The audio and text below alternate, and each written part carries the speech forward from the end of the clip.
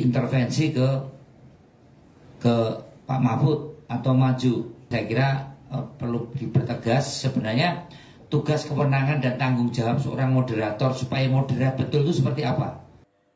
Paslon yang tidak melanggar, yang tidak punya keinginan untuk melanggar, harus tegas memprotes ke KPU.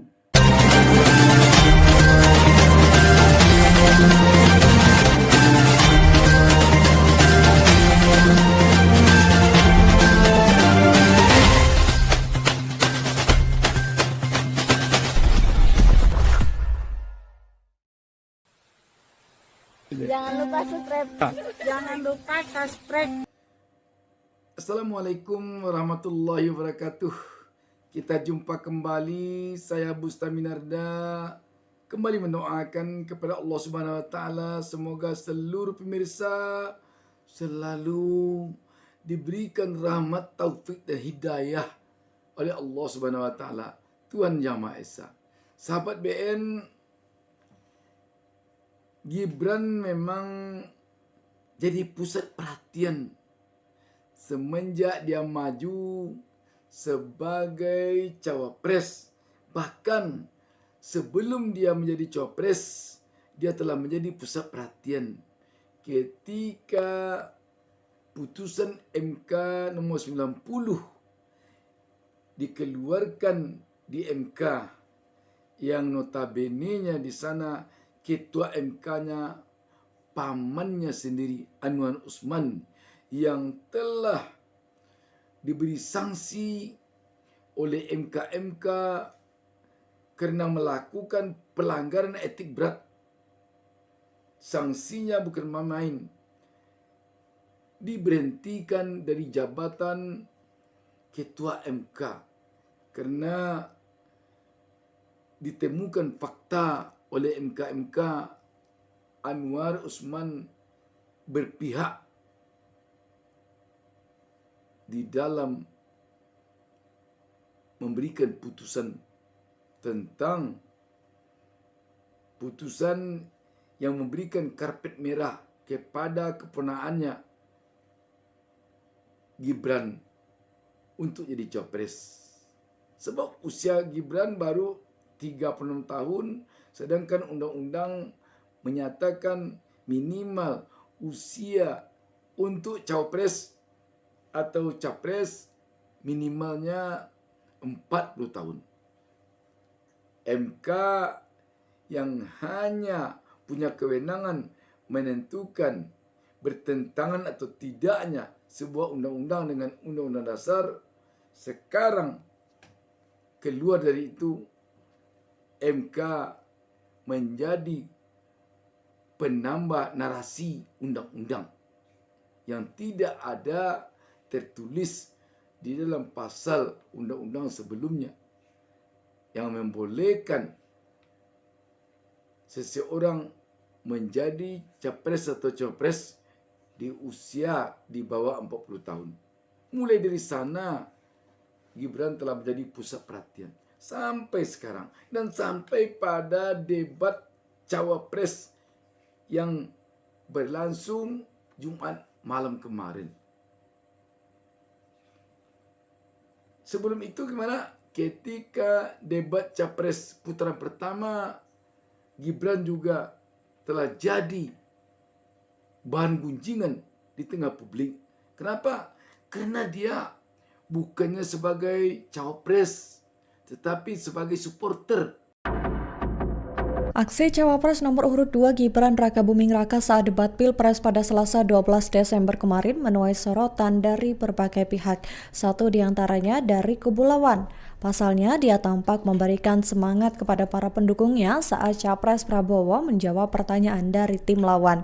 Debat kala itu berlangsung begitu panas. Gibran sampai terlihat berdiri dan memberikan tepuk tangannya. Alhasil, Komisi Pemilihan Umum atau KPU memberikan teguran kepada Gibran. Namun Gibran sudah menyampaikan permintaan maafnya. Terkait hal ini, anggota Dewan Pakar Tim Nasional Pemenangan Anies dan Muhaimin, Bambang Wijoyanto, angkat bicara. Ia menyebut apa yang dilakukan Gibran layaknya orang yang suka menonton supporter bola, sehingga dia dinilai tidak bisa membedakan mana yang seharusnya direspons dengan heboh. Hal itu disampaikan Bambang di Sekretariat Koalisi Perubahan Brawijaya Jakarta Selatan pada Kamis 14 Desember 2023. Menggini-ginikan tangan, berdiri, memberi semangat, kayak supporter, padahal dia cawapres. Di sini tentunya diharapkan KPU jangan tebang pilih, jangan membeda-bedakan antara paslon yang satu dengan paslon yang lain. Jangan hendaknya. Dan pada debat cawapres Jumat malam kemarin, Gibran berjalan-jalan ke sana kemari. Padahal dia harusnya berdiri di podiumnya dia. Semua yang dua lainnya tidak ada yang jalan-jalan. Dia jalan-jalan. Tetapi sayangnya moderator sama sekali tidak menegur. Jadi dalam kondisi seperti sekarang ini, ketika wasit ada kesan terlihat tidak berani melakukan, memberikan tindakan kepada seluruh paslon, termasuk kepada Gibran, harusnya dua paslon lain bertindak tegas, memprotes. Sebab kalau hanya perilaku-perilaku seperti ini, nanti sanksinya hanya teguran. Kalau itu untuk apa? Tidak akan jadi persoalan bagi orang yang sudah melakukan pelanggaran.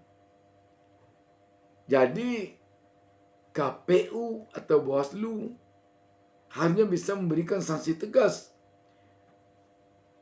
Kalau perlu ada ancaman diskualifikasi terhadap paslon yang melanggar terus. Dan ini perlunya diperjuangkan oleh paslon yang tidak melanggar, yang masih ingin tetap sesuai koridor yang ada, yang masih taat azas, yang masih patuh kepada ketentuan perundangan yang berlaku di dalam pemilu ini. Kita melihat ini PDIP telah mulai menyikapi fenomena seperti ini. Mas, kita tambahan, moderator perlu dipertegas, kok yang selalu di rem atau ditegur adalah supporter. Nah ini apa dia tidak punya traffic untuk menegur para kandidat? Ya. Seperti yang tadi intervensi ke Pak Mahfud atau maju, ya. Kecuali masalah waktu aja. Ini yang saya kira perlu dipertegas. Sebenarnya tugas, kewenangan dan tanggung jawab seorang moderator supaya moderat betul itu seperti apa? Ya. Kalau terlalu diberi batasan menjadi kelihatan tidak melaksanakan ketentuan yang ada. Saya melihat masih ada 3 debat. Kalau masih salah-salah, saya kira untuk debat ke-3, ke-4, ke-5 perlu ada penjelasan dari moderator debat terkait dan kewenangannya. Saya paling sering melihat moderator hanya menegur para supporter tim Huri dari masing-masing paslon, tapi kurang mencermati dari para paslonnya sendiri, terutama hal yang berkaitan dengan sesuatu yang substansial maupun teknis tapi cukup prinsip. Karena intervensi ke paslon lain ini sensitif sekali kalau seseorang paslon harus datang dan menegur seperti yang saya lihat di dalam debat kemarin. Kalau itu terjadi nanti antar paslon capresnya, Ini penting, maka teguran KPU untuk hal yang terkait dengan semacam provokasi atau tindakan intervensi yang ekspansif ke tempat kandidat lain ini perlu diperjelas dulu seperti apa. Tetapi harusnya nanti harus bisa paslon lain ini, terutama tentu paslon nomor urut 1 dan paslon nomor urut 3 hendaknya melakukan protes. Jangan hanya sekedar teguran tertulis, teguran lisan, harus ada sanksi berat dari itu agar tidak diulangi lagi hal-hal seperti ini. Kalau sudah kelihatan fenomenanya seperti ini, harus bertindak tegas. Lakukan protes keras ke pihak penyelenggara yang menjadi wasit dari pemilu ini. Kalau tidak, kita jadi pesimis. Penyelenggaraan pemilu kali ini akan berlangsung dengan jujur dan adil, langsung, umum, bebas rahasia, terhindar dari kecurangan. Pesimis tadi. Demikian, wassalamualaikum warahmatullahi wabarakatuh.